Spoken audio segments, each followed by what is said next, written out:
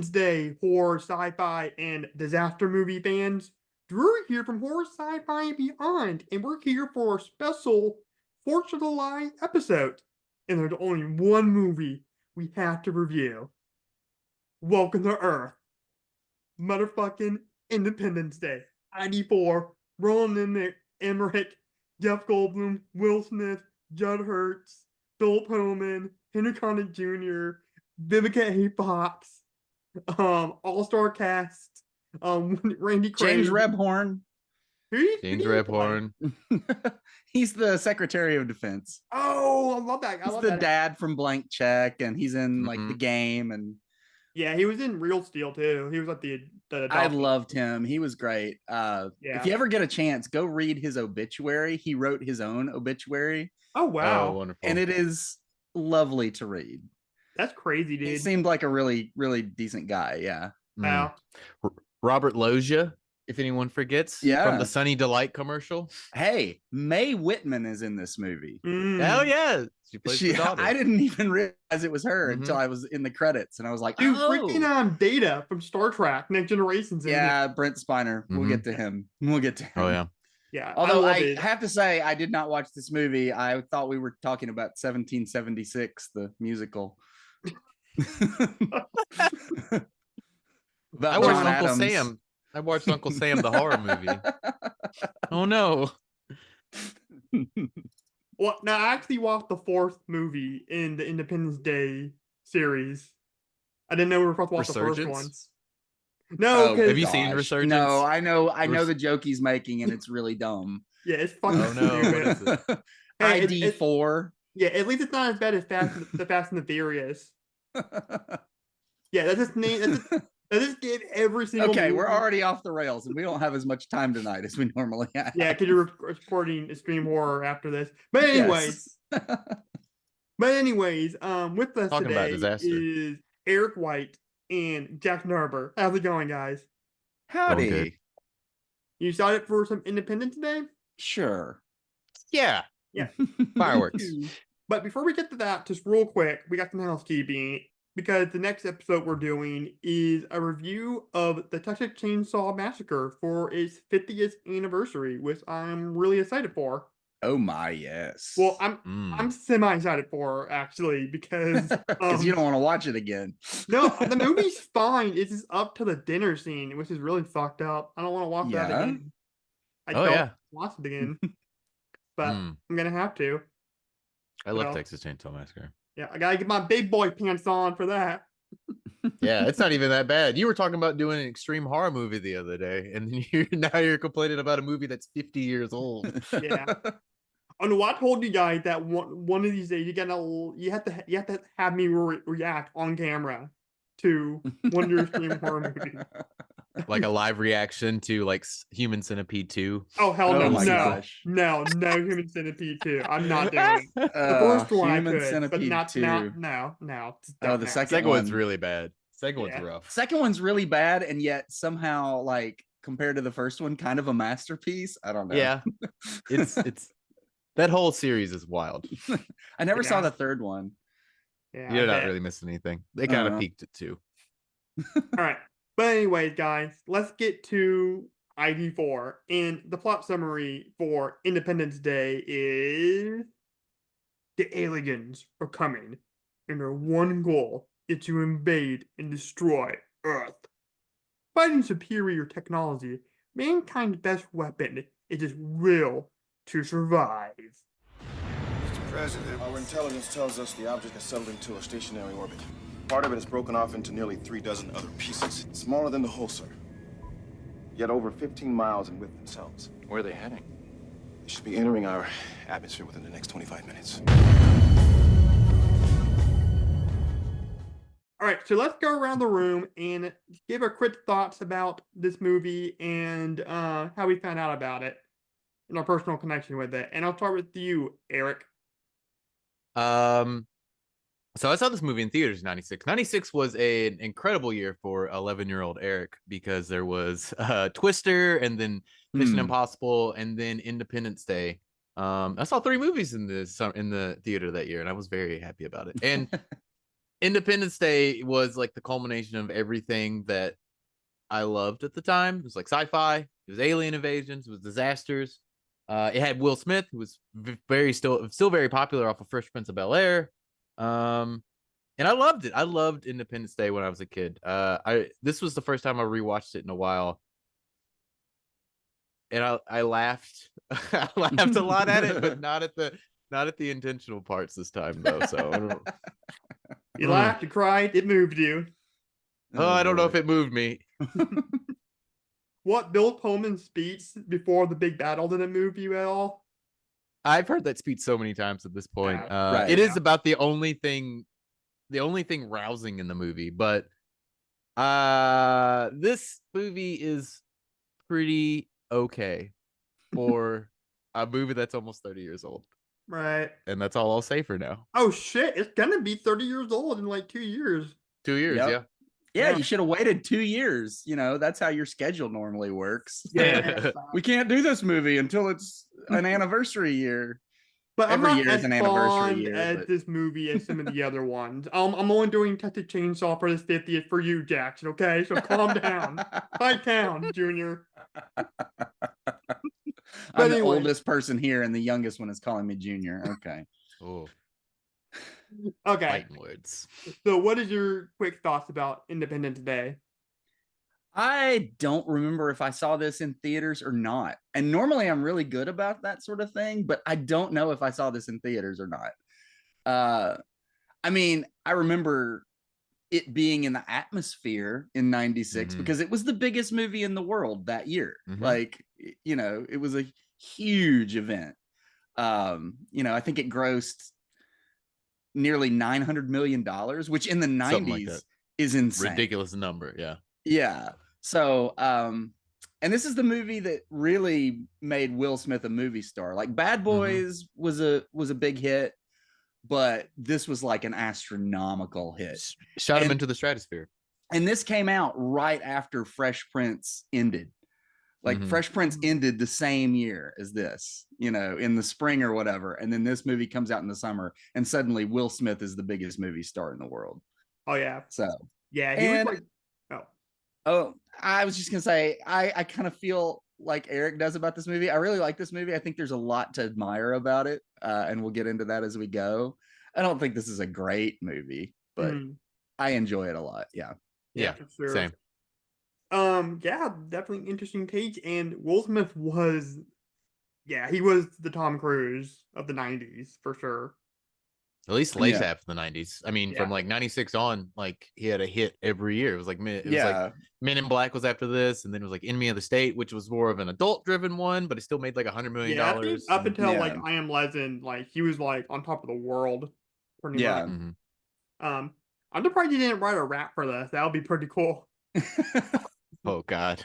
Yeah. I am so glad he didn't. With my family on the line when the aliens took over the earth. Did you write a rap specifically for this, Drew? Yeah, I wish I did. Dude, I am too white to be rapping, okay? I'm just you just rapped. You were just rapping. Yeah, but that was a little bit. That wasn't like anything clever. Oh my gosh. Okay. But anyways, now this is a movie. My thoughts about this movie is I like it.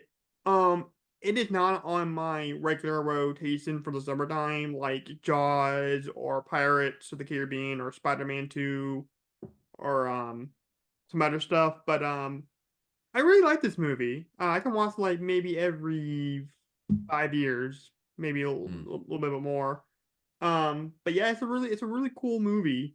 It's a really interesting movie. It's kind of like modern day like Earth versus the Flying Saucers. Cause that was the one where like they destroyed like the different landmarks. Like that's kind of sure. Yeah. Oh yeah. I mean, it's basically War of the Worlds. You know? Yeah, too. It goes all the way back to the 1890s. Yeah, this movie owes so much to those 50s like alien invasion movies, right? Because it's really not even reinventing the wheel in the sense that aliens show up, we don't know what they want, they're here to kill us, and that is the entire plot of the movie. This is the movie that Ed Wood always thought he was making. Yes. Dude, I can imagine Johnny Depp's Ed Wood saying like, hey, I got this great idea for this sci-fi movie. We're gonna have Yeah. aliens, and they're gonna blow up the White House. Right. I mean, that's pretty spot on. Like, it really could have been made in the 50s. This movie could have been Right. made in the 50s with crappy special effects, and it still would have been fine. It would have been the Yeah. same movie almost, maybe just a little shorter. This movie is almost 2.5 hours long, Right. which is probably too long for this type of Mm. movie. But yeah, and then just real quick, how I discovered it. It's just one of those movies I just always knew about. It was always on TV, like AMC. Like this is Mhm. like I think this. It's a Shawshank- great basic cable movie. Yeah. Yeah. Well, I think this Shawshank Redemption and A Few Good Men are like the top, like the Right. big three '90s AMC movies. Yeah. Yep. Or And then, like, TNT. Yeah. TNT and 100% Yeah, TNT. Armageddon, another one that's like classic. Sure. Yeah. Mhm. But let's get into the deep dive real quick. Because I love the epic opening titles. It just goes boom, Independence Day, boom, July 3rd, boom, saw the moon. And then you get a You're not plaque. even selling. You're not even selling like the tiles breaking down and shooting towards the audience. Oh, Like, I forgot about just that. like yeah. That's It's pretty kind of smart. ridiculous. It made me laugh this time watching it through. Like when Independence Day came up and just like, I don't know. It's funny to me. Now, and yeah, that's really cool. Now, do you know if this plaque that they show, do you know if it's actually on the moon or not? I can't imagine that it is. Okay. No. But But they're just setting it up for everyone in the audience who doesn't understand exactly what that is. yeah. Right. That can read. They're just like, oh, we also landed on the moon. But like that first shot is chilling, where you see the Yeah. footprints in the moon dust, and they Mhm. start to sort of Mhm. like, go away because of the vibrations from the spaceship, and then the shadow comes over. Yeah, the I mean, moon and It's a It's perfect like classic. little metaphor for the movie is that they're eventually wiping us out. It's this sort of like erasure of the human race. like- It works pretty well. Yeah, yeah, it's like a classic like summer movie opener, like Jurassic Park or Jaws, going back to that, or like Top Gun. Like it's just Right. it's classic. It's like I can just imagine people in '96, like settling in their seats in the theater. They got their popcorn, they got their soda, and they're like, "Ooh, about to watch some Independence Day," and you got that scene, and like you said, it's very chilling. That's exactly you 100% described what it was like sitting in theaters watching that movie. Right. Well, then the plaque says, "Here, men from the planet Earth first set foot upon the moon. July 1969. We come in peace for all mankind." And then the alien spacecraft flies over the moon. I have to say, you think landing on the moon was the big deal? Wait until you get a load of bus. It's like there are bigger things out there than Oh, Neil yeah. Armstrong landing on the moon. Mm-hmm.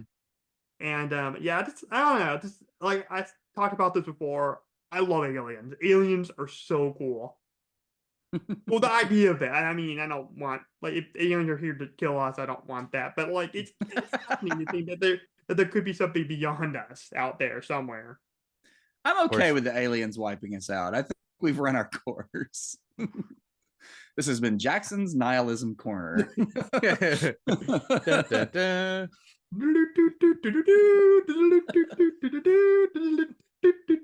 Okay.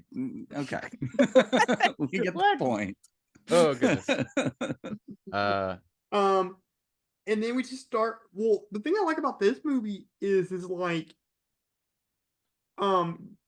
as soon as the movie starts, the aliens are here to kill us, basically. mhm. Right. Like, and then like as We soon don't as find they- out for a long while as an audience. I mean, the audience knows, but like the humans in the story don't really know for a little bit. No, It takes a Right. little I while for would. them to start figuring it out. But I would debate that. Majority of humans. I mean, they start hearing Well, the that there's main something out there. characters, Yeah. like they know about it. Like the president Whitman kind of knows about it towards the beginning, or he's Which aware. leads to one of my favorite things in a movie like this is when, one person discovers something weird Mm, and then it has to Mhm. go up and up the chain of command until you get to the Right. president. There's so many, Armageddon and Deep Impact and all these other movies. Even a movie based in like reality, like The Right Stuff, has Mhm. that sort of sequence where Chain of command. Yeah. I always enjoy that sort of thing. I don't know why. yeah. Now I want to talk about my favorite aspect of this movie, and it has to do with my boy, old Jeffy Goldblum, with his dad, played by Judd Hirsch. Now, I think at this point, this is what solidified Judd Hirsch, like as like an old Jewish guy that has that's a little kind of snarky or very kind of snarky. He always has like something witty to say. Yeah. To me, like that's the picture. Like when I think of that kind of like archetype, like I think of this Sure. character from this movie. Yeah. I will say that brings up one of my biggest complaints about this movie, though. I do love Judd Hirsch, and I think he's perfectly fine in this movie, but he is like turned to 11 as far as like almost a caricature of an old Jewish person. But he Almost. Yes, but like I feel like Judd Hirsch just does it so well. I Mhm. mean, he would It's go true. on to do it really well in The Fabelmans many Oh, years yeah. later, Yes. and got an Oscar nomination for it and everything. Mhm. So he didn't win. Did My he? biggest no. he didn't. Oh, okay. Yeah, My with biggest Pee-wee complaint Ball. about this movie, is that all these characters are so thin. Like they have the just survival, and it's really just moving from scene to scene. Really, like there isn't a lot of there's no character arc for any of our See, characters. no, really. here's where I'm gonna disagree Other with than you. okay. I- Other than I would say probably Randy Quaid's character is the only one who has any sort of like full circle moment. Okay, this is me disagreeing with Eric. This show has reached new heights now. New heights. Because Lindsay Ellis did a video essay comparing this movie to Spielberg's War of the Worlds. And she's very critical of the Spielberg movie, but she's kind of weirdly praising of this one. And she brings up a point that I really like. It's like all the major characters in this movie have an arc that is complete. And she says they're silly, but they are complete. If you think about it, what's Whitmore's arc? Whitmore is at the beginning of the movie. His poll numbers are low because people don't feel like he's been a strong leader. No, but here's the thing. You're right. Silly. I mean, you're right. It's silly, but it is a complete arc because he's been voted into office because he's this like war hero from the Persian Gulf, combat pilot, but people feel like he's a very ineffectual president. By the end of the movie, he is like leading his troops into battle and helping the world defeat this great evil. Stephen Hiller, Will Smith's character, he wants to be an astronaut and fly the space shuttle. But, he keeps getting rejected by NASA, but he is the person that is able to fly the spacecraft to go up and destroy the mothership, Jeff Goldblum, he is pining after his ex and working as, I guess, what is he, like a telecommunications engineer or something? He works like for that? like a cable company. He works for a cable company. But it's not the kind of thing that anybody would be like very impressed with. But by the end, he figures out how to disable the aliens like force fields, like everybody in this movie has an arc. It's silly, sure, but it's complete. But it's not complex, I guess. It's not complex, but it is the most basic level A to B for these people. Yes. But for a movie, I guess this size with this many characters, you can't go. And I would say that there are probably too many characters in this movie. Yeah, it's very sprawling, but it also does adhere to a really neat 3-act structure. There's July 2nd, July 3rd, July 4th. There is a neat act break for each of those phases. There's a beginning and end to each act. It's, structurally, I can't fault this movie too much. It maybe is a little bit bloated, but Yeah. Okay, y'all talk. That's really interesting. And I remember that Lindsay Ellis video. That's probably my favorite episode or video that she did. It was really interesting, kind of comparing like where we were as a country or as a society at this point, because Independence Day was pre 9/11, War of the World, and that was more fun. But War of the World was post 9/11, and that was deadly serious. It's very dark and bleak. Dude, that always fucking scares me. I'm sorry. The aliens aren't the scary part. It's the freaking humans. They're Tim Robbins. No. When they're at the diner. and then they try to break into the car. That guy's like, Oh yeah, the guy pulling the breaking into glass the out with his car, hands. pulling the glass out. Oh my gosh, that is horrifying. Yes. Yeah, but going back to character, I love how this is like Jeff Goldblum's nerdiest character because he's telling his dad that paper cups decompose after a certain amount of time, and he tells his Yeah. coworker to recycle that Coke can. And I was thinking about it because I recently watched Jurassic Park before this, and he's kind of like the cool, sexy nerd in Yeah. that. You know, he has like his shirt off at one point or half off. He's like flirting with Laura Dern, and she's all into it. But this guy's a freaking dork. Like he's so awkward, and it's so cool to see both. And yet, Right. still, Jeff Goldblum looking smoking hot throughout this Oh, yeah. movie. Yeah. Yeah. Does Aliens, not look like the computer nerd that works for cable company. dinosaurs, aliens, the fly. Sorry, that was my terrible Goldblum. Yes. Yes, Wes Anderson. Yes, I like working with Wes Anderson. Yeah. I'm sorry. Okay. Now, one of my kind of favorite like little beats or little kind of clever things that Roland Emmerich does. I'm assuming he gives his decision, but during the diner scene, when with Randy Quaid, you get to hear "Ramble" by Linkway, and he was like a '50s like rock guitar player.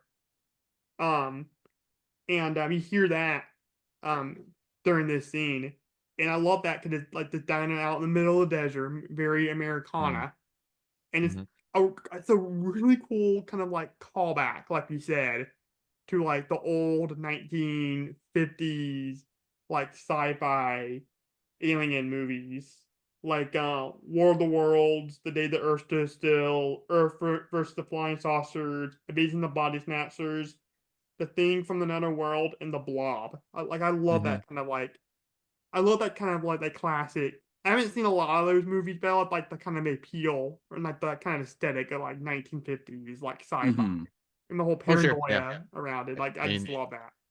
That's where The Blob ends, is in a diner where the blob like completely like climbs over the entire top of the diner. Oh, I forgot about that. With Steve McQueen and them inside, yeah. And then we learned that Randy Quaid's character was abducted by the aliens, and then a bunch of the people in the diner are making fun of him, and then somebody asked, did they do sexual things to him, which is kind of funny. Poor Randy Quaid. Yeah. Made him an alcoholic. Yeah. Well, I like this scene or that whole act with that character because that's something that people go through. Like some people think that they've been abducted by aliens, and maybe it's true. Maybe they're crazy. Maybe it was some sort of dream. I don't know. Like in Randy Quaid's case, it probably was true. He probably was abducted by aliens. Yeah, I think it's safe to say that Russell is completely vindicated by the end of this movie. Right. You still should not drink whiskey while you're flying an airplane. No, absolutely not. He continues to drink. He continues to drink like right up until the end. Yeah. Yeah, I love this character. It's like the first Scream. Like all the characters are so there's like the stereotypical characters that you've seen in these movies before, but like they're just so like memorable, like the way that the actor play them. And it's funny how that I mentioned Scream because they're both '96 movies. Yeah. Oh yeah, no, I mean this movie, the cast is great. To Jackson's point, yeah, the cast is great, even with characters as thin as these are. Sometimes I agree. I will concede and say that they do have somewhat of an arc, but the casting is really what makes it shine. Like Will Smith really shines in as Captain Hiller. Like it, without him in the role, it could have just been a bland. I'm trying to think of another actor from the time. Maybe Wesley Snipes. If they had cast Wesley Snipes as that, it would have been a completely different movie. Right. Yeah, for sure. Well, another moment in this movie that kind of plays differently to me, or at least this year, was the spacecraft covering the world because we had an eclipse this year. Mhm. And that was kind of like the whole world, or the whole part of that world of the world that kind of stopped for like a few minutes to check out the eclipse. Like I remember Oh yeah. like at Staples, like we had no customers. Like everybody in that shopping center was like Hmm. outside. Like everybody in Target, Best Buy, Sure. PetSmart, like everybody was outside looking at the Mhm. eclipse, and I love Hmm. that. And then I And we knew think, that was coming. Yeah. yeah, oh yeah, yeah, for sure. But it kind of reminded me of that. Sure, of course. And then you have Will Smith, who just thinks it's an earthquake, and that'll be like a natural thing. Right. Yeah, I mean, he lives in LA, so they mm, experience those all the time. right. Right. Yeah, and then his girlfriend's son comes in from the doggy door with like a toy laser gun. Yeah. And he said that he was doing the aliens. I love that. That was so adorable. I don't Um, like the kid in this movie. I think he's annoying. I oh wish he really? wasn't in the movie. Yeah. Wow, I don't think he's annoying at all. I love this kid.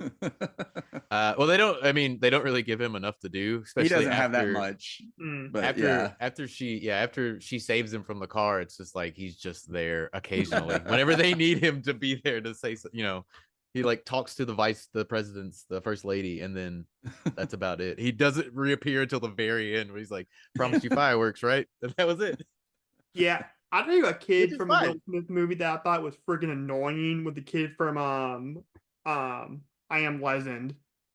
Like when they're doing the flashback Oh. and not to leave the city, and he's like, "I just want to open my birthday presents or my Christmas present." I'm like, shut that hell up, kid. Okay, Christmas is canceled forever because the zombie apocalypse. Cause we fucked up, Gonna get killed, kid. you know. But I don't know. I thought that kid was annoying. Now let's talk about the Henry Connick Jr. of it all. I'm curious Goodness. to talk about like why you don't like him, and I'm gonna destroy your argument because my opinion is better than yours. I'm kidding, obviously. He's just annoying. He's like the worst character in every Michael Bay movie. Mm-hmm. And this movie has a lot in common with Michael Bay movies. It's not as flashy as a Michael Bay movie would be, but and it's a little bit more muted in a lot of the characters, but Mm. then he shows up and it just takes me out of the movie. And I just find his entire presence to be annoying. It's not funny, it's just stupid. He's a little Okay, too over the top, do and you find some of the things he says borderlines on maybe a little racist. Like he does a black preacher at some point during Well, like them taking off. he's doing Jesse Jackson. Yeah, and so it's Yeah. like some things just happen so? just Do as you well. find Bill Paxton from Aliens annoying? Because that's pretty much the same character here. Yeah, but Bill Um, Paxton's super charming. Henry yeah. Connick Jr. isn't? Have Mm-mm. you seen the Iron Giant? Yeah, Iron Giant's great. Yeah, he's great in that movie. He's my favorite Harry character. Connick Jr. is a great singer too. He's Yeah, great in Copycat, but I don't know if he's great in this movie. yeah, I love his character in this movie. I think he's great. Okay, Mm. fine. I just don't buy his bits. Like when he's doing the whole thing about getting on one knee to kiss the booty or whatever. And it's just like, I don't know. I just don't, it doesn't work somehow. I don't know. I love Maybe if it. it was Bill It's Paxton, fun. I would like it. Yeah, might feel something when he dies. Well, you know But he what? just like tries to do a trick, and then he gets blown up. It like takes his mask off. It doesn't make any sense how he dies. Like like you can't bank in that speech. You should know that. It's just like, what are you doing? I don't know. I get really You know annoyed what? by his death. You know what I gotta say about that? You know what I gotta say about that, Eric and Jackson? Kick the tires and Uh, light the fires, Yeah, Big Daddy. kick those tires and light the fires, Big Daddy. Because I'm Oh, ready to kick gosh. ET's ass. Mm. I love I that also bit find with it Will really. Smith. I thought that was funny. And then when he shoots the alien, oh no, when he tried to drag the alien somewhere, to find some Oh no, sulfur. all the stuff with Will Smith and the alien when he like punches him out and like all Yeah, that stuff, and he has to drag him. Love all that. I yeah. love all that. I was supposed to have a barbecue, and you gotta Mhm. come in here and act all tough. And what the hell is that smell? See, that's good. That's good. That's good natural built-in comedy to a scene. It makes sense Right. for his character and for like the movie, but like all the Harry Connick stuff is very forced, Yeah, in my I opinion. disagree. That's Now, fair. You can disagree. now speaking of Will Smith punching the alien. That's like probably the gosh. most iconic scene in this movie. And I didn't know if you guys knew this or not, but there's apparently an alternate take that's never been released where he slaps the alien and then he proceeds to tell the alien, "Keep my wife's name out of your fucking mouth." I knew it was coming. I figured it Okay. was coming there. I Oh, figured it was gosh. coming there. I'm sorry, I Uh. had to. I had to. Okay. Yeah, come at me. Come at me. I'm not gonna come at you. Yeah, it's all good. But no, yeah, now I do love that moment, and I love that whole like dog chase through the canyon. That's his. Mhm. That's a lot of fun. Yeah. For a movie, Go ahead. sorry, go ahead. Oh, I was just gonna say, for a movie that is sort of like built on like it's a big summer action movie. There's Mhm. really only like maybe like 3 action sequences in the whole thing. Yeah. Well, the There's whole like the thing, big destruction, and then like yeah, the first attack on it, which ends up in the dogfight, and then really like the final battle. And that's Yeah. it. Which is It's a fine pretty with me. talky movie, but Yeah. I think it does a well enough job of like pacing those sequences out throughout the Mhm. movie to where, you know, you don't feel like because yeah, it's the 3-act structure again. Like each act kind of ends with Ends. Yeah. a yeah. big Okay, set piece. can we talk about the destruction scene? I find it absolutely bullshit that there's only one person out of all these people that actually decides to hide from the explosion instead of run away from it. You fucking dumb pieces of shit. Are you talking about Vivica A. Fox or who? Yes. I mean, How's he the it only doesn't person make a that? lot of sense how she survives. Like, No, No. but she like, should be dead as well. but she's probably better off, like hiding from it than like trying to run away from it. You're not gonna outrun that. I'm sorry. Like you have a better chance of surviving. Well, that is what in the business you would call plot armor. Yeah, kind of Mm. like when Indiana Jones survived that nuclear explosion Oh in the gosh. refrigerator. Yeah, I think 100%. that's It's like that's I all tell the you- Die Hard sequels. I tell you who I feel bad for during that scene is Harvey Fierstein. Poor Harvey Fierstein. yeah. He's Yeah. just trying to like help his David, mom get out of David! town. Mhm. Gotta call my lawyer, or he's calling his See, that's psychiatrist. a Forget my broad- lawyer. That's a broad comic performance in this movie that I really enjoy, as Yeah, opposed agreed. to Harry Connick Jr. I don't know why.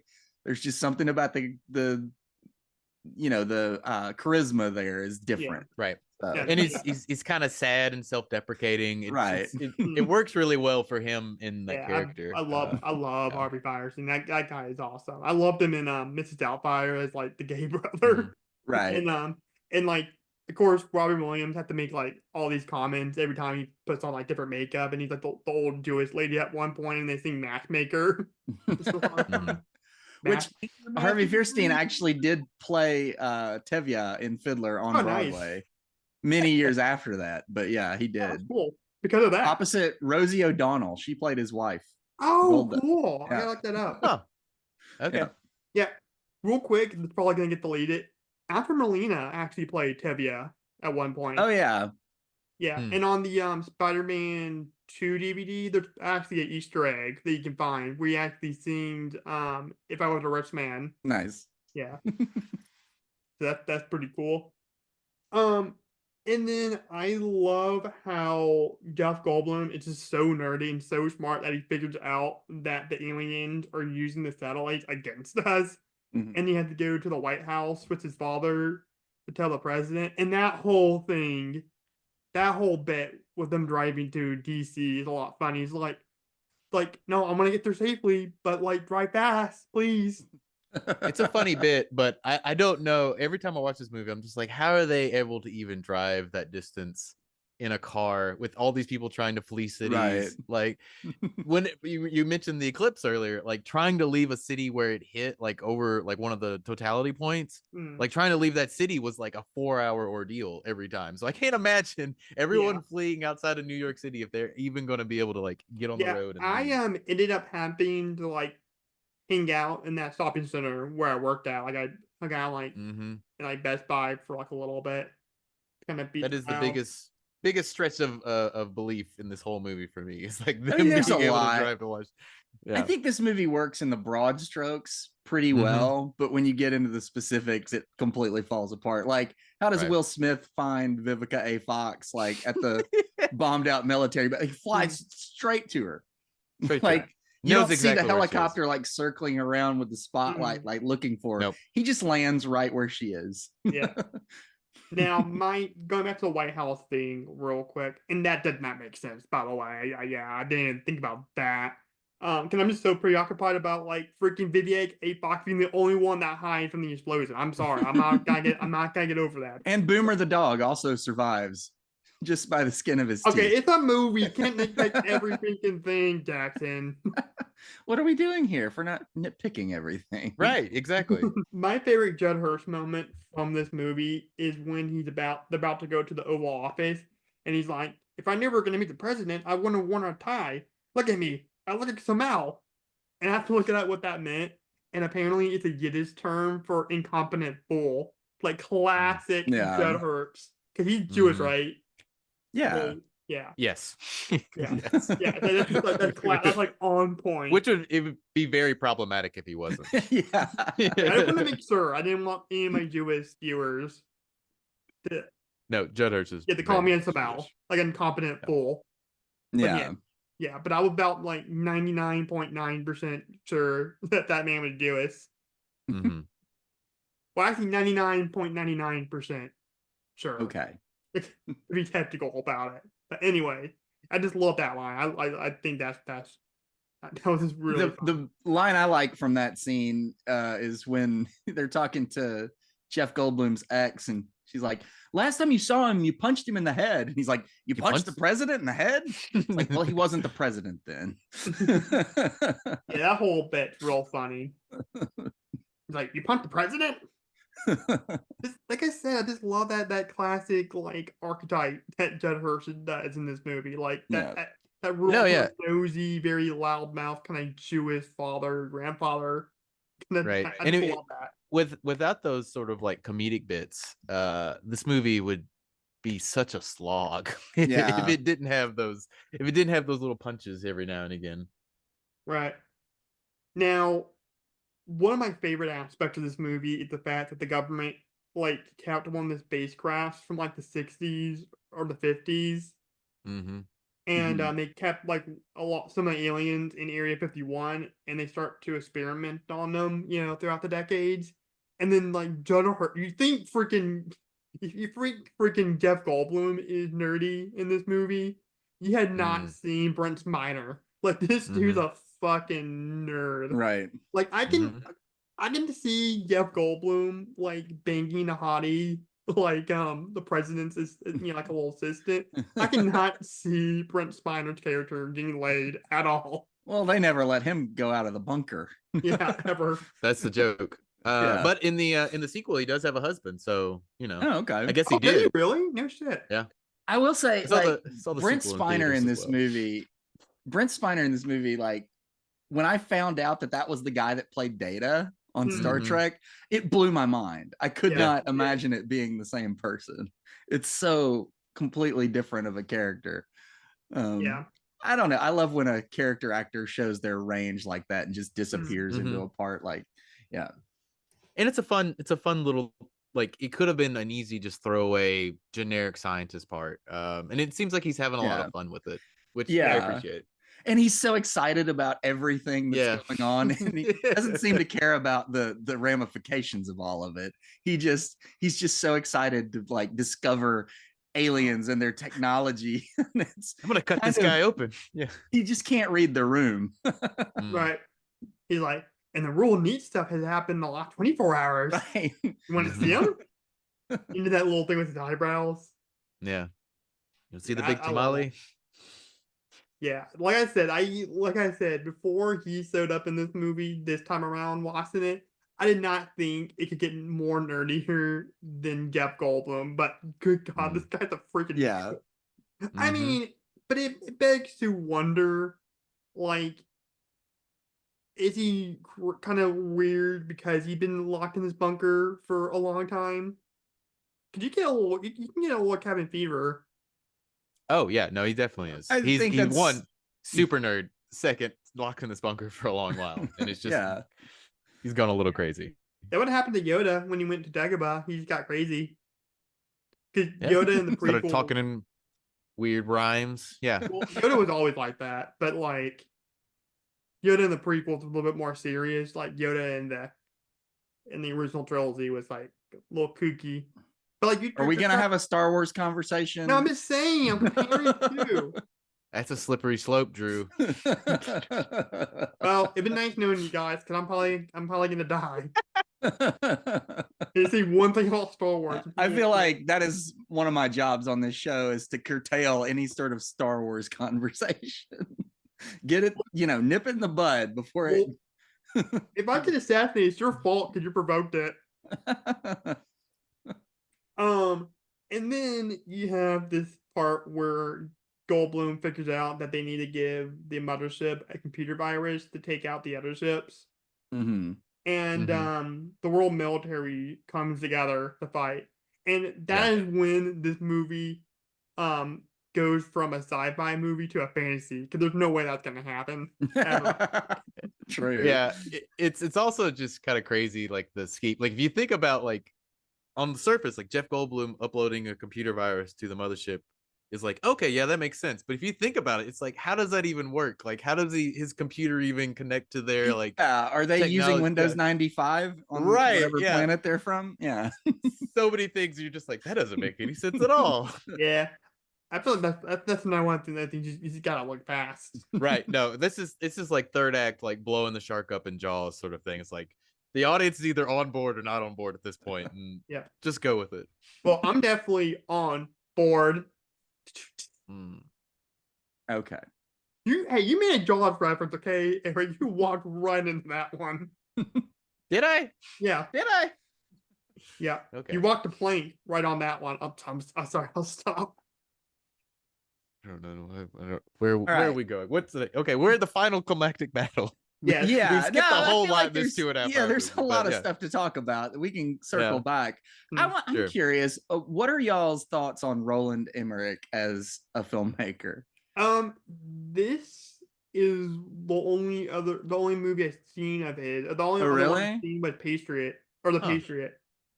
Okay, so you've seen The Patriot and this. Yeah. Okay.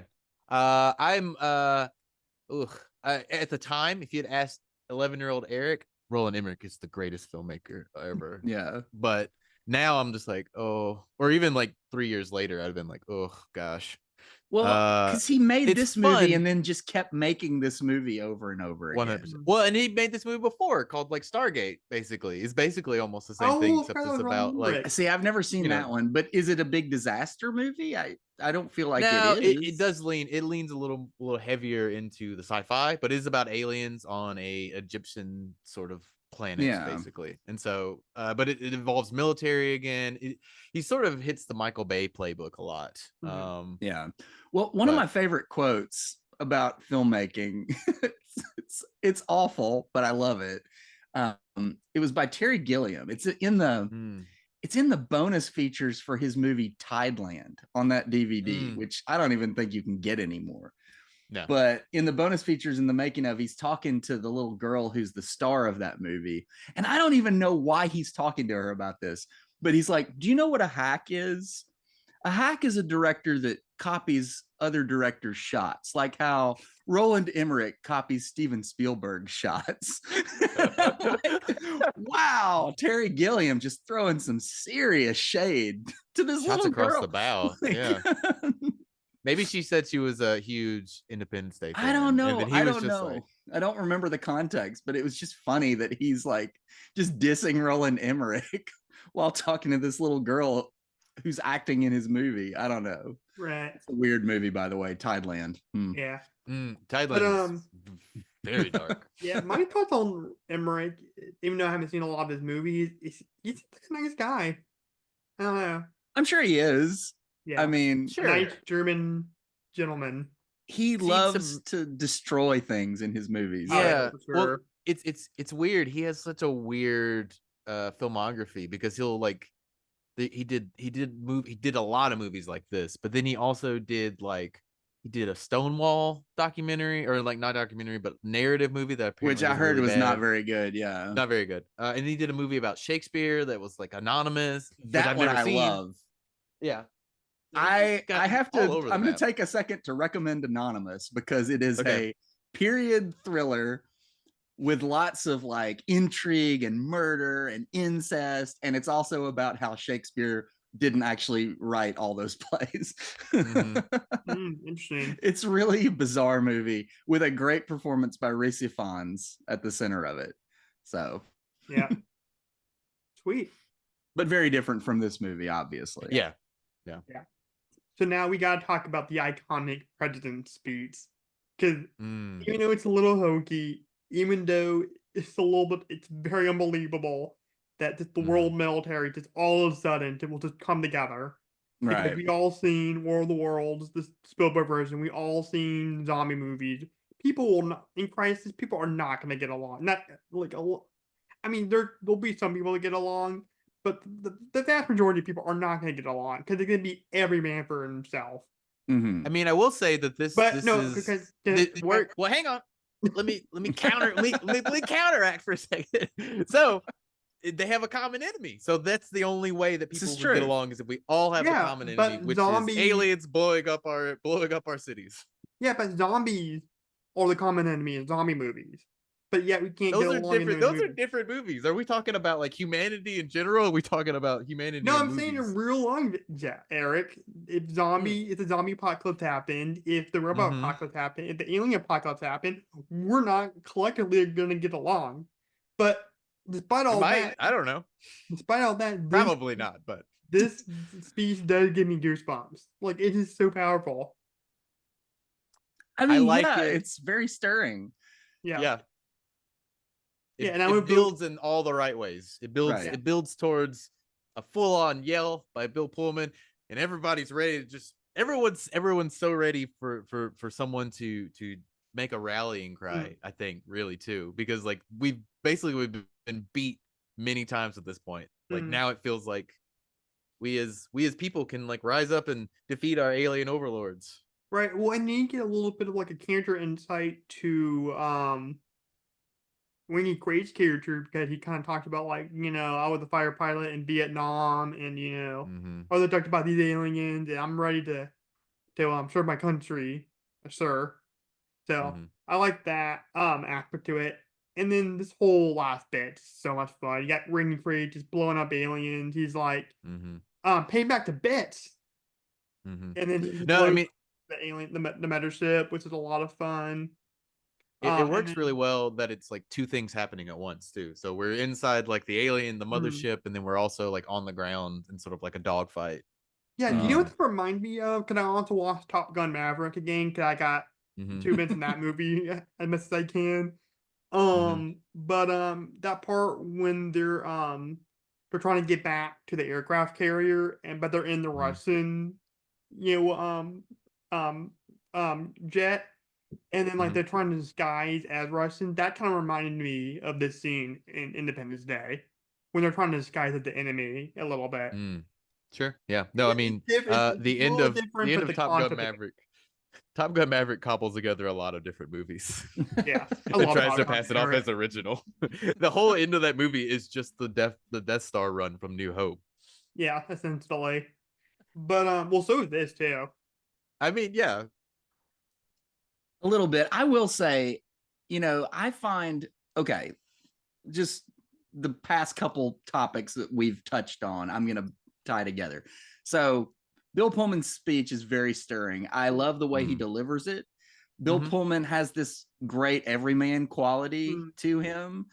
And he doesn't try to do anything dramatically different to that quality while he's delivering this speech. He just kind of very matter-of-factly gives it. And I think that is in the movie's favor because it doesn't seem like he's trying too hard. Well, when you're playing a president or a leader of a country, you don't want to be over the top with that.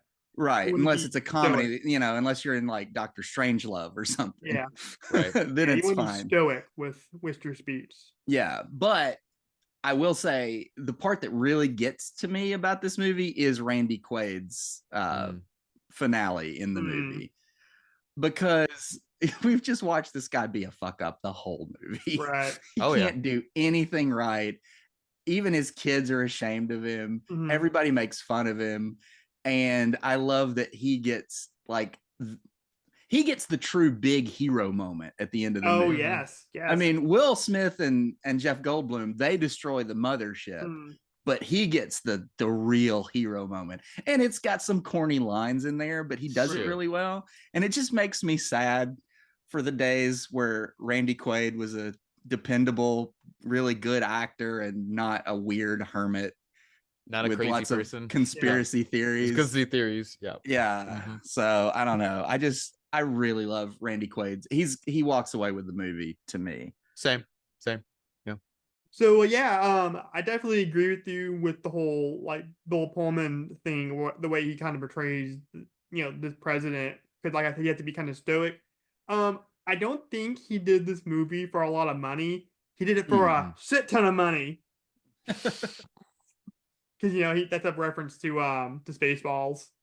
Oh, okay. Yeah, it's been a while since I've watched Spaceballs. Yeah, it's when he owned Pizza of the Hut, all that money, and he tells Barf, he's like, "We're not doing this for a lot of money. We're doing it for a shit ton of money." Yeah, classic. I will say though too. Oh, go ahead. Oh, I was just going to say at the very end, originally it was going to be that Randy Quaid flies his biplane into the final dogfight, and they changed it in post-production.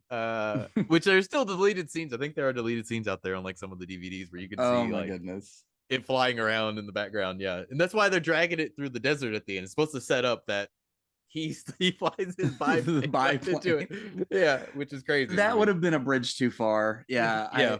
Yeah. I don't think anybody would buy that. I mean, it's enough of a stretch that he's able to fly this sort of modern day the entire movie, like fighter jet and learn how to do it in just a few hours, but right, it's still somehow sillier that he would fly his biplane into the yeah. All right, what were you gonna say, Jackson? I was just gonna talk about Bill Pullman a little bit because I just love him so much, and it's weird to think about like, I mean, Spaceballs is so much. It's like 10 years before this or something like that. Oh, easily. I think it's like 80. Well, no, maybe it's only. I think it's like 86 or 87. Yeah. But then he's sort of knocked around. He did some romantic comedies, like he did like While You Were Sleeping. He was in Newsies. And then this movie comes around and they're like, oh, let's get that guy to give the rousing St. Crispin's Day speech at the end of the movie. But he rocks it. I can't picture anybody else giving that speech. Yeah, it's the movie does really well to give like all of these characters just a little bit of time to shine. Right. Even though they don't give them a lot of development, they give them like each person gets like a little chunk of time to really like shine. Yeah. So like Randy Quaid at the end, you got the speech with Bill Pullman, you've got like all the stuff with Will Smith in the desert with the alien. Jeff Goldblum. Brent Spiner gets smushed up against a glass. The glass. window. No peace. Which I was thinking about that today. That whole scene, like they probably took a day to shoot that scene. So Brent Spiner's just got to have his face smushed up against a glass for a whole day. That's commitment. I admire that. But he's a pretty funny thought. And then while they're in between takes and he squished up against the wall, he just tells like Star Trek stories. I hope he went remember fully one time method that and was Patrick just like- Stewart bought me a bagel or something like that. Something stupid. Yeah. He really, really liked bagels. Boy, it's really uncomfortable having my face squished on this glass wall. And then they're like, is that glass bulletproof? No. Why isn't it bulletproof? Why is the glass not bulletproof? 100% should be. It's a very secure government facility where they're hiding aliens. The glass should be bulletproof. There should also be like precautions in that room for aliens, like to get up and walk around, I don't know. I mean, ridiculous. Who knows? Don't think about it too hard. I will say that scene is great. Like it's a great precursor to the Doc Ock scene from Spider-Man 2, where Doc Ock, the arms wake up and start terrorizing everyone, and the puppet looks incredible. Yeah, The alien puppet. When I he, always like, love when stands there's a up, puppet. yeah. Oh, yeah. Mhm. So, yeah, But anyways, you guys ready to get to the favorite part and least favorite part? sure. Sure. Hit And I'll me. start with you, Jackson. What is your favorite part? Favorite part. Oh, this is tough. This is tough. I'm gonna choose the Area 51 sequence. Mm, It's just so great from beginning to end. Like they walk in, Mm. they meet Brent Spiner, and he's just on the whole time, mhm. and it culminates with the great, horror scene. And you get to find out how to network with alien computers so you can give it a virus and Right. and Well, I disable love their the whole. shields.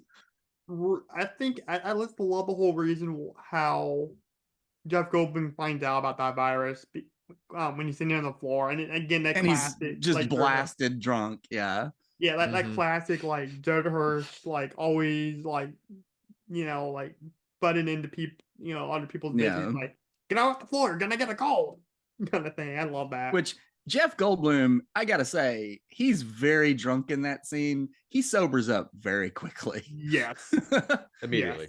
he I've does. been that drunk, and you don't sober up that quickly. At that age, it would take him like 3 days Right. to get over that. But anyways, what's your least favorite part? um I don't know. There's nothing in this movie that really stands out as my least. I guess Harry Connick Jr.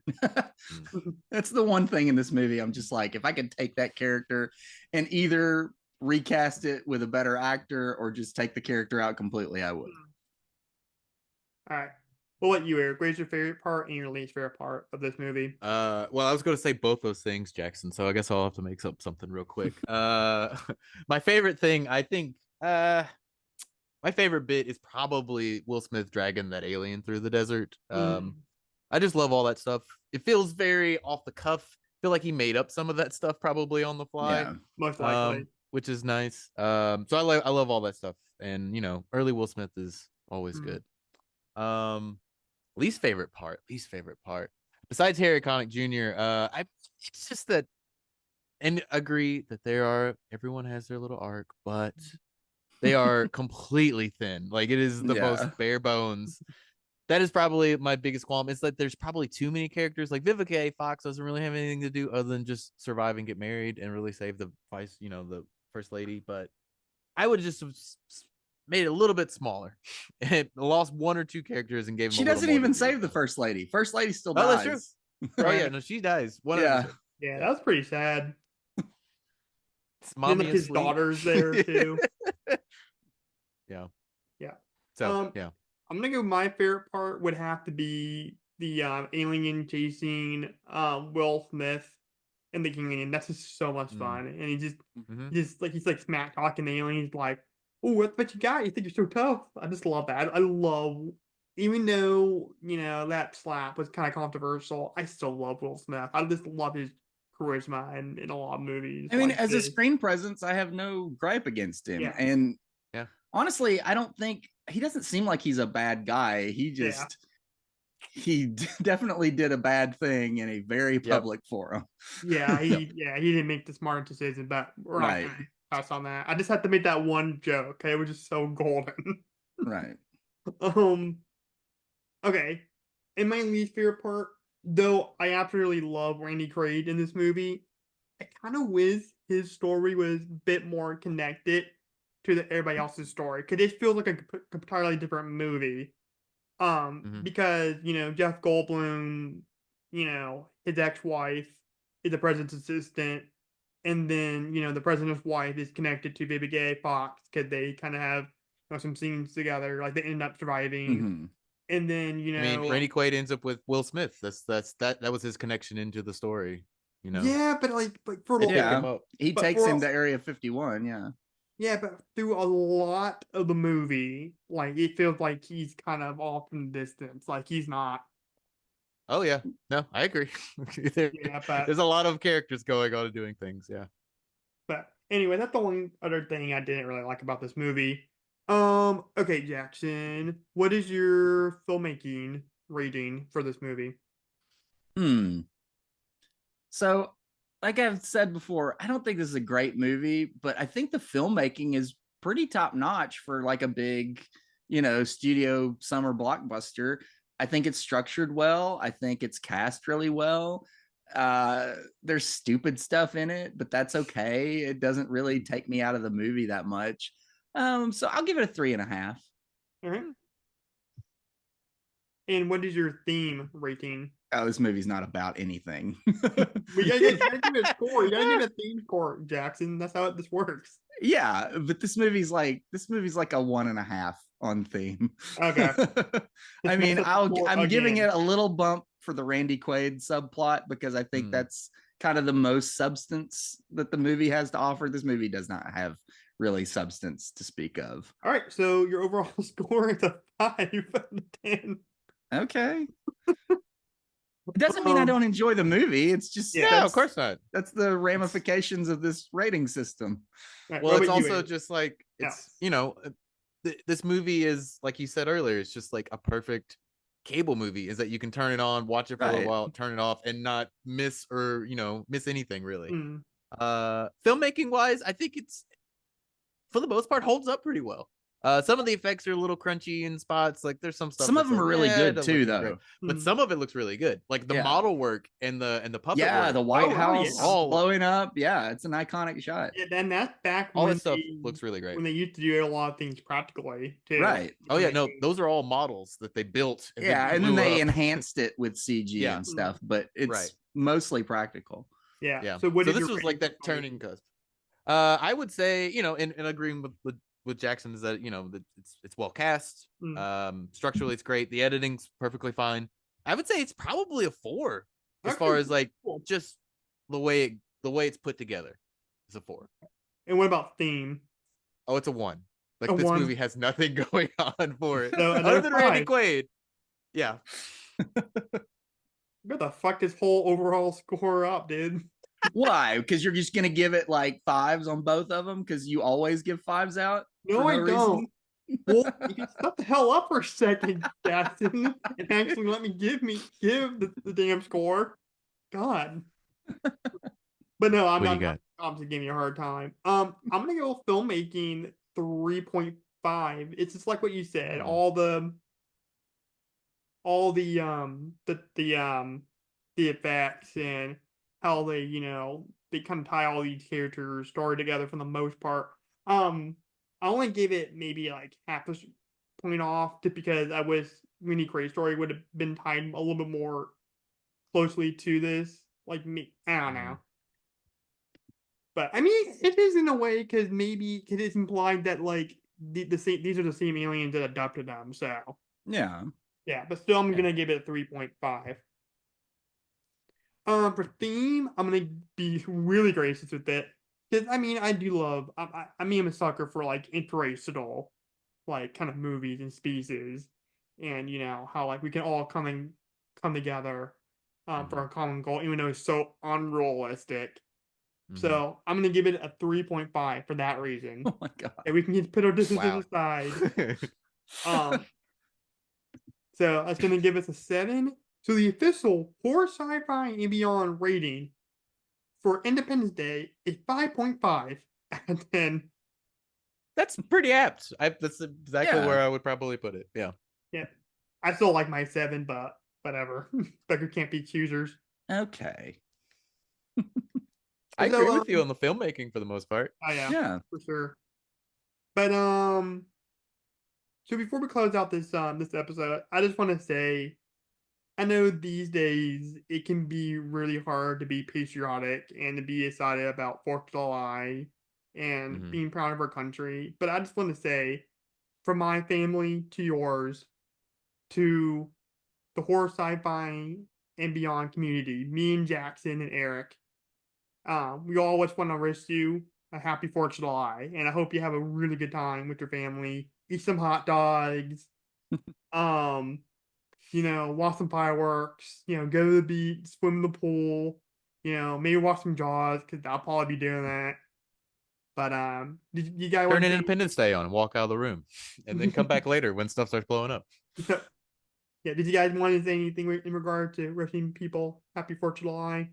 Watch The Sandlot. Ooh, that's a good Mm. one. That's got a Mhm. great 4th of July sequence. Yeah. Watch Yeah. Return of the Living Dead. It's set on 4th of July. I like watching Jaws on 4th of July because what is more America than a government official putting profit over people's safety? This is true.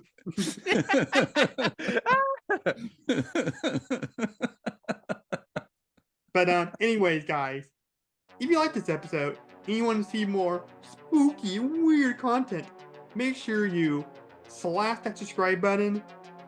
Follow me on Facebook and Twitter at Horror Sci-Fi and Beyond. And don't forget to leave this episode a killer comment and give it a King Kong size thumbs up. And always remember, stay weird. And today, because it's 4th of July, blow some shit up.